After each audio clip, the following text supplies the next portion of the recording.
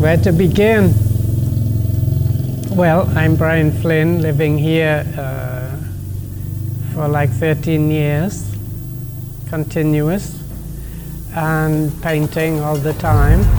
My style keeps changing. It's not a concept I focus on, having a style.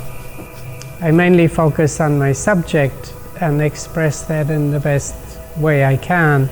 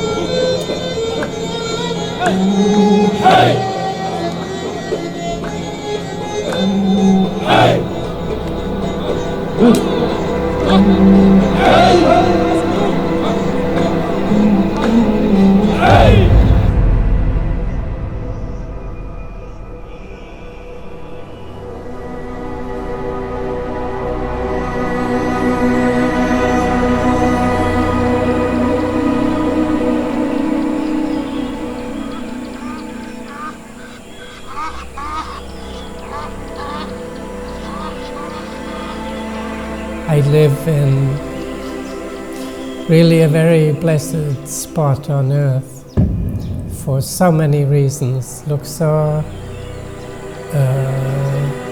encapsulated within Egypt, and all of its magic and all of its spirit, its powerful spirit that's been here since we don't know. And that spirit is the magnet that drew me here, you could say. That spirit, it's the spirit of God, whatever you want to call God, Ra, Allah, Source. The names are not so important, but the spirit is all important, and that's why I'm here, that's why I'm staying. And it's not, and never was a decision. It was just what had to be done.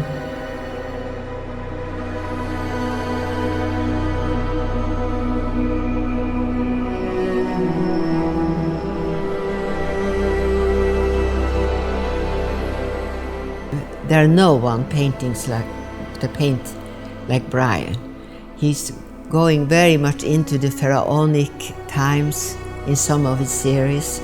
He has also the pearl fisher in other series. And then there's a lot of esoteric from worlds you don't know, people from other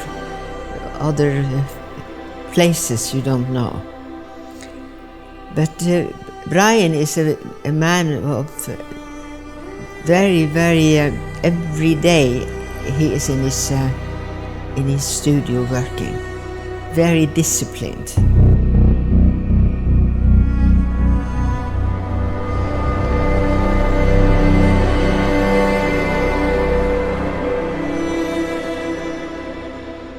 Well, it's not Brian. It's the community where live Brian. It's the Upper Egyptians, human. It's Upper Egyptians people. It's actually the Luxorians people especially. And what I always say, especially in Upper Egypt and the Saidi, they have this karam. They have this generosity, and they are proud to have it. And this is what Brian sees. He sees this generosity. He go to someone and he swear to him to have a tea with him. Something he's not used to have it in Europe. Something he's not used to have it in any other places except in Egypt, and especially in Upper Egypt. He used to see these greetings. The father of the family, He's having tea, but suddenly all the family come to say hello to him. He see all the smile and the sparkling eyes about someone who's white, wearing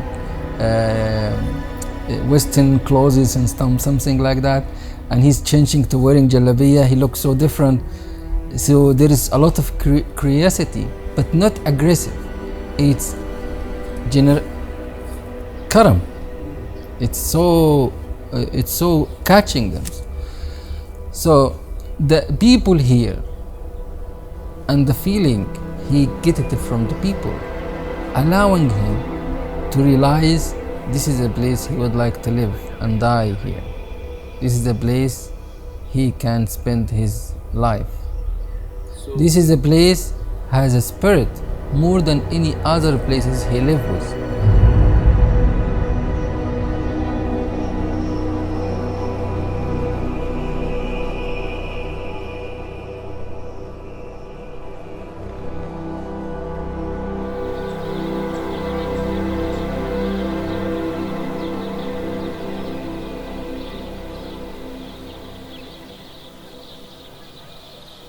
And no, I find it very interesting with the African faces, because at first they were standing by the fire and it was the flames of transformation. And in a way it's a story of the transformation that we're all going through on our planet.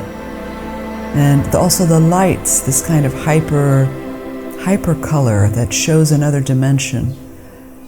And then he went to making these faces that are very, very close up. They're very big faces, and they're very close up. But they're so close that they practically become unreal for me. They become, so instead of, and this is my perception because someone else, they become abstracts.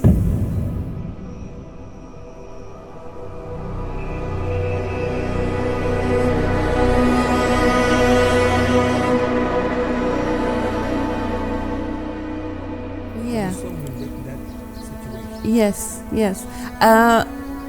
I won't be able to share a lot because when I was invited, I had actually asked to go because I wanted to be involved as well in the Hadra, and I would sit in the back, being the woman.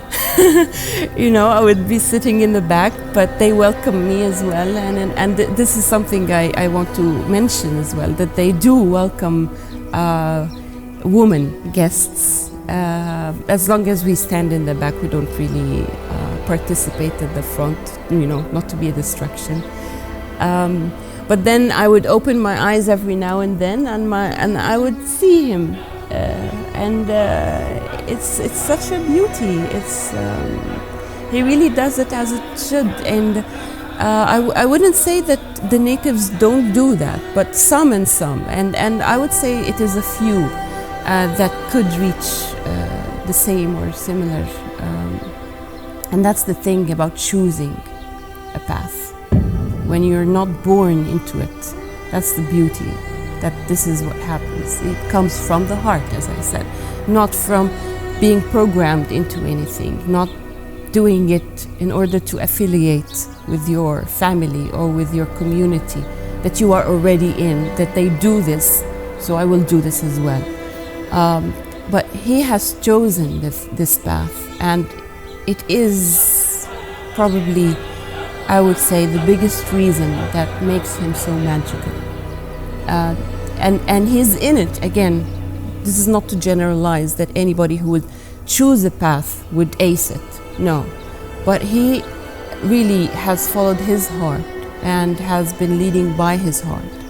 And this is why he connects so well. And he left everything behind, and he chose that this is where he wants to live, this is what he wants to do. And I would see it as weird if he would do it just, to socialize or to just say anything. But he's actually doing it for the right reasons. And when you do such a thing for the right reasons, this is the inevitable result.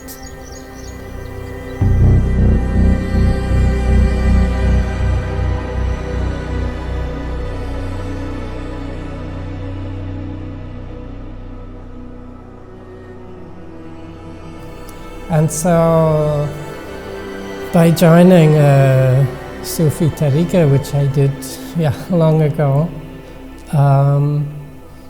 I've been honored actually to participate and be part of this magnificent community that exists here. So this has been a great blessing, and through the combination of understanding the Sufi teaching, it's opened the window for the hidden or the personal side of the ancient Egyptian teaching. You can read the texts. They're very awkward. If you read these transcriptions of Egyptian texts, you can get a little something, but what are they really talking about? It's not human or human in the way that we can relate to it now.